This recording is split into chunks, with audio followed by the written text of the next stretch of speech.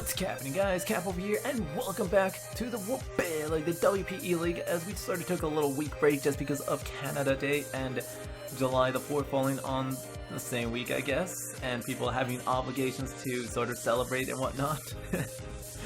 No obligations, I guess. I don't know. But today we're taking on the Austin Axews, coached by Robbie Kays, and so be sure to smash that like button, sub to the channel. We're so close to 200. It's just. We can see it, so really push towards that. That'd be awesome, that'd be incredible.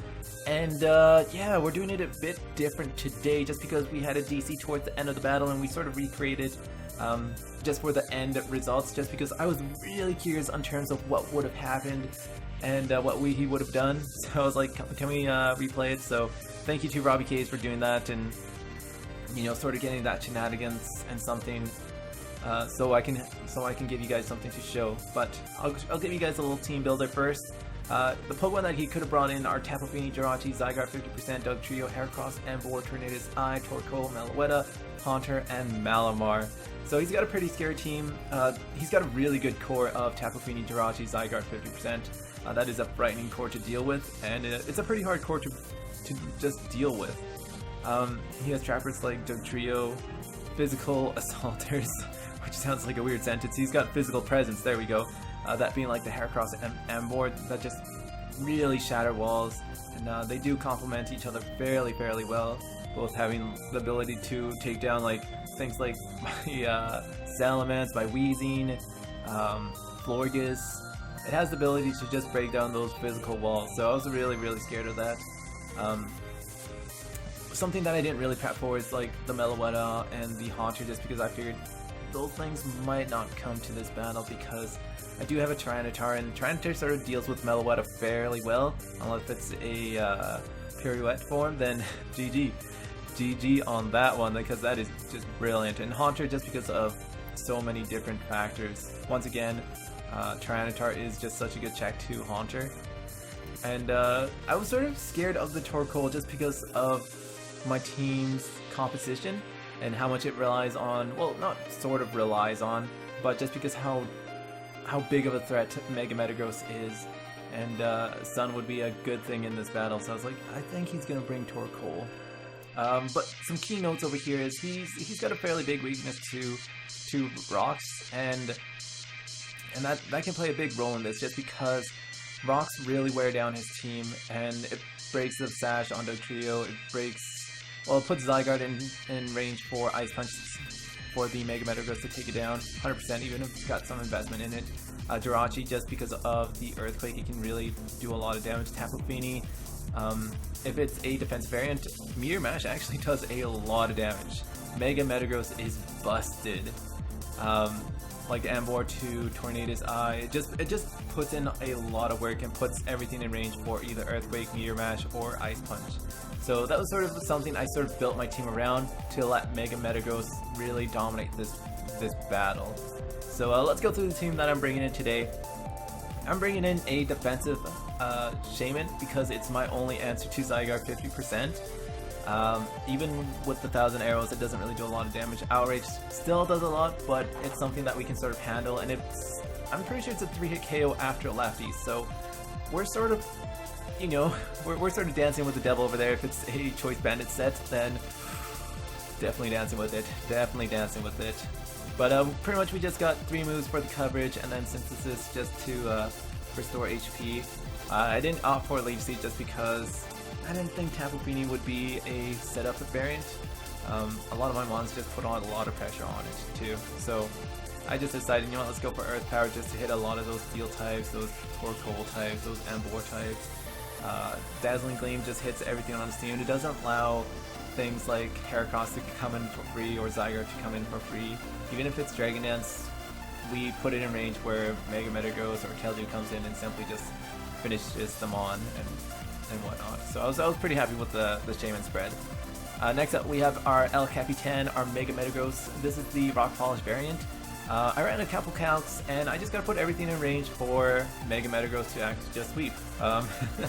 Which is crazy because every time, like every team that I bring, Mega Metagross has a good matchup and it can really put in a lot of work. So this week I figured, you know what, he's probably gonna bring in Dugtrio, so Let's just put on the rock polish. It forces him to go for the sucker punch and really puts that 50-50 on the table. Jirachi, if it's choice scarf, then we just go for the earthquake and rock polish. Tapu Fini, meteor mash. Zygarde pretty much faints from the ice punch, and if it's either Ember or Heracross that are scarf, even Tornado's Eye, we still outspeed those mons. So it puts us in a good situation when we click rock polish. And with all its bulk and whatnot, we can definitely take one hit and really just dominate the game. I know this is a different set that I usually bring in the past weeks with a setup move, and that's just because I'm getting a bit more creative with Mega Metagross. Usually I just bring in 4 coverage moves, and that's all I need.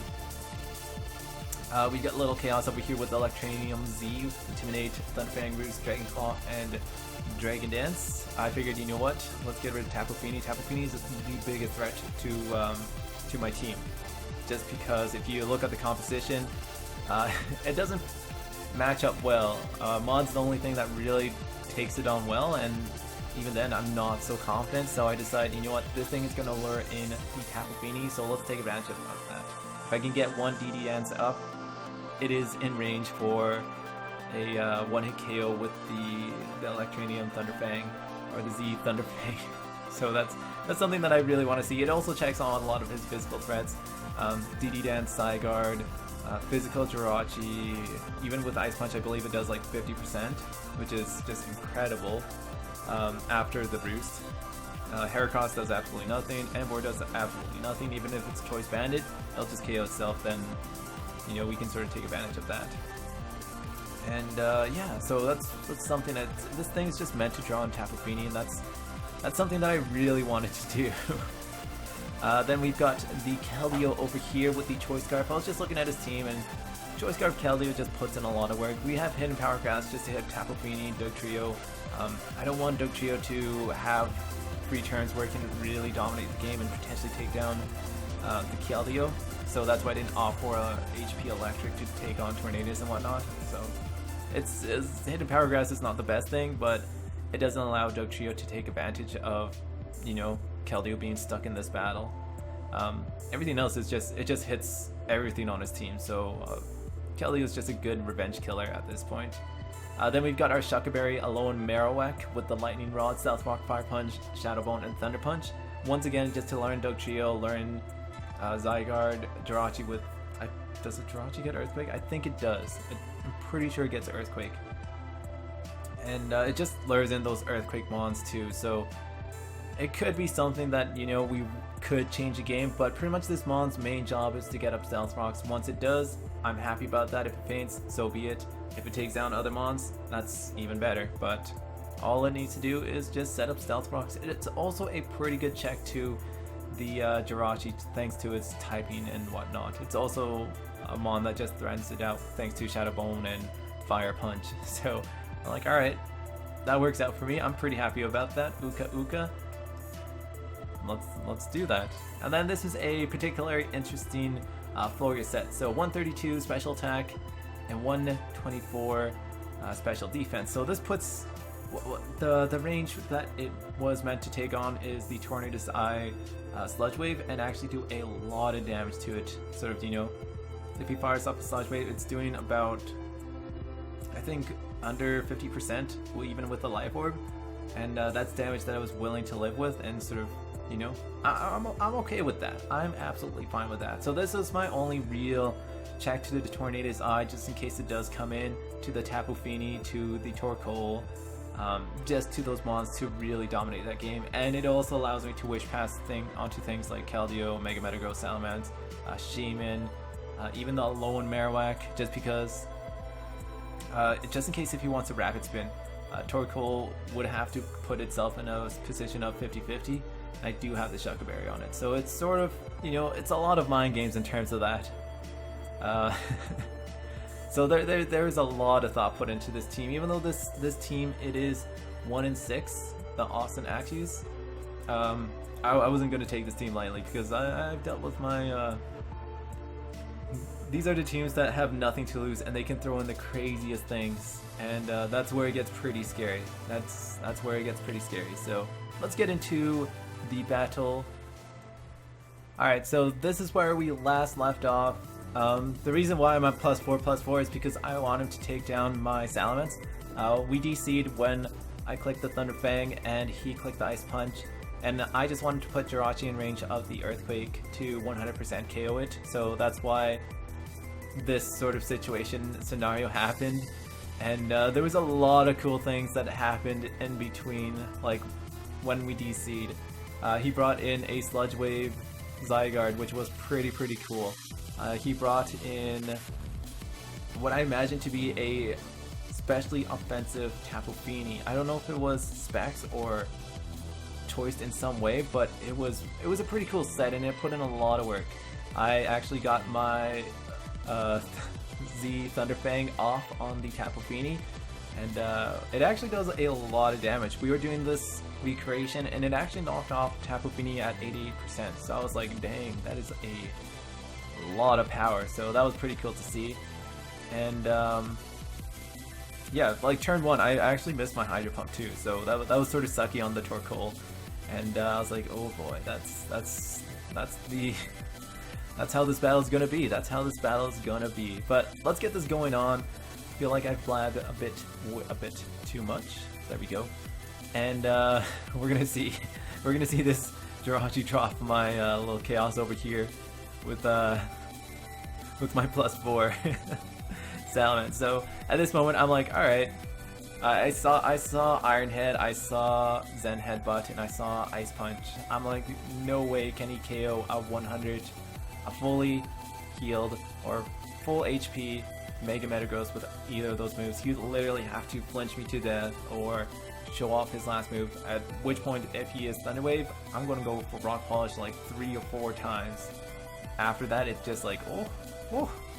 Then it comes down to RNG. But as soon as my Salamence went down, Jirachi was in range where I could take it down with either Earthquake, even Meteor Mash will take it down.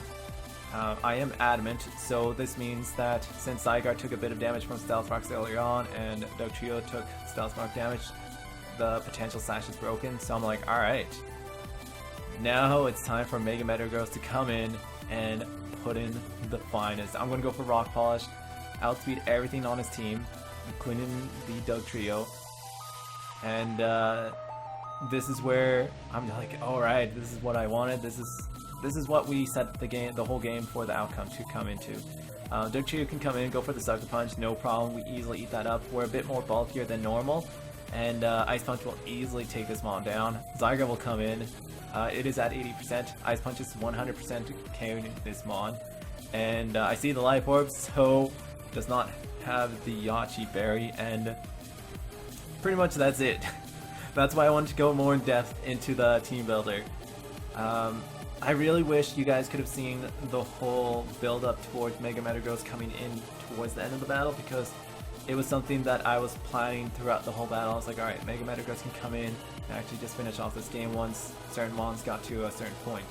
Once Torkoal went down, once Tapu Fini went down, or even once Tapu Fini hit a certain amount of HP, pretty much Mega Metagross could come in, finish off the game, and simply secure the W at that point. Just because he didn't have Torkoal, who could potentially one-hit KO me or put a lot of damage on my Mon with Lava Plume or something like that. I believe his Tapu Fini also had hidden Power Fire or something like that. So that was something that I had to be wary of, and I was very scared of that Tapu Fini once it put on the damage on the floor, just because it was so much damage. It was, oh man, that was definitely a scary Tapu Fini, and something that I totally did not prep for. I sort of had it on the back of my mind, but it was something I was like, nah, he's not gonna bring that. To my surprise, he did, and luckily for me, it didn't bite me in the butt. And yeah, we'll pick up another victory, put ourselves to, I believe, 7-1, I want to say, and I'm pretty sure we're secured for the playoffs, just because we really build up a big lead.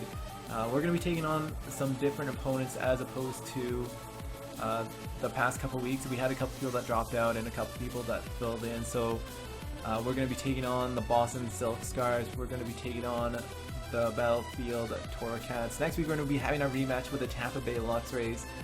coached by the Exception, and I'm looking forward to this one again because we did 6-0 him last time, but I'm expecting a comeback game from this man. I do believe he is in the battle for playoffs, and he definitely does not want to pick up a L at this point, so I'm pretty hyped about this. Usually when the battles where, you know, playoffs are on the line, they're always the best, and it's gonna be a good time. So thank you so much for watching. Be sure to smash that like button, sub to the channel, I would really appreciate it. And I'm gonna get going, so have yourselves a good day. Once again, I apologize for the shortness of the battle, but I'll catch you guys later. Peace.